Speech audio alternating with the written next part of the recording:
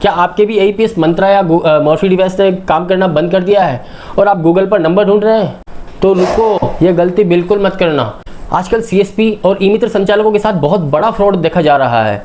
जैसे ही आपका डिवाइस काम करना बंद कर देता है या उसमें कोई भी एरर आती है तो आप लोग क्या करते हैं, सीधा कस्टमर केयर नंबर गूगल पे सर्च करना शुरू कर देते हैं। वहीं से इस फ्रॉड की शुरुआत होती है। दोस्तों, इसे रिमोट एक्सेस फ्रॉड के दोस्तों गूगल पर बैठे हुए वो फर्जी लोग अपने आप को उस कंपनी का अधिकारी बताते हैं और आपको बोलते हैं कि आप एनीडेस्क या टीम व्यूअर डाउनलोड कर लीजिए। वहां जाकर आपको वो लाइव आते हैं और वहीं से कई बार वो लोग आपको APS का पोर्टल लॉगिन करवाते हैं और आपका ID पासवर्ड वहीं से वो लोग चुरा लेते हैं और आपके साथ फ्रॉड हो जाए। दोस्तों, कस्टमर केयर नंबर कभी भी आप गूगल पर सर्च ना करें।